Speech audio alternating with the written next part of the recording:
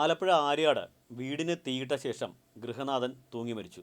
ആര്യാട് ഗ്രാമപഞ്ചായത്ത് 10-ാം വാർഡിൽ തലവടി പള്ളിമുക്ക് ജംഗ്ഷന് സമീപം തേവൻകോട്ട് വീട്ടിൽ ശ്രീകണ്ഠനാണ് മരിച്ചത്. 77 വയസ്സായിരുന്നു.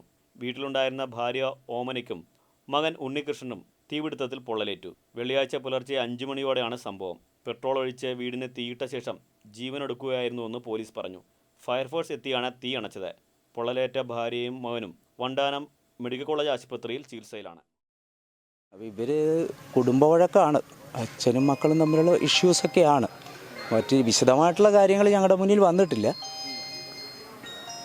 പിന്നെ അത് കഴിഞ്ഞപ്പോഴത്തേക്ക് പോലീസും എല്ലാവരും ഉണ്ട്.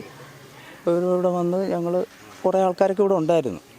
അപ്പോൾ അത് കഴിഞ്ഞപ്പോഴത്തേക്ക് ഉടനെ ഈ മൂത്ത മോൻ അവിടെ പോലീസ് സ്റ്റേഷൻ റിപ്പോർട്ട് ചെയ്യാൻ വേണ്ടിയിട്ട് മോൻ അങ്ങ് പോവുകയും ചെയ്തു.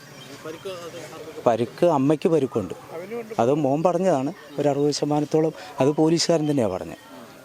SI ആരാണ്ടാണെന്ന് തോന്നുന്നു. പറഞ്ഞുകൊണ്ട് 60% പൊള്ളൽ ഈ പിന്നെ ശ്രീകണ്ഠൻ നായരുടെ ഭാര്യയ്ക്കുണ്ട്. പിന്നെ മോനും ഉണ്ട്. മോനാണ്ട് ചെറിയ രീതിയിലുള്ള പരിക്കുകൾ, കാലിനെങ്ങാണ്ട് പൊള്ളൽ. പുള്ളി പെട്രോൾ ഒഴിച്ചിട്ടെങ്ങാണ്ട് തീയിടുക അങ്ങനെയാണ്ട് ചെയ്തെന്നാണ്.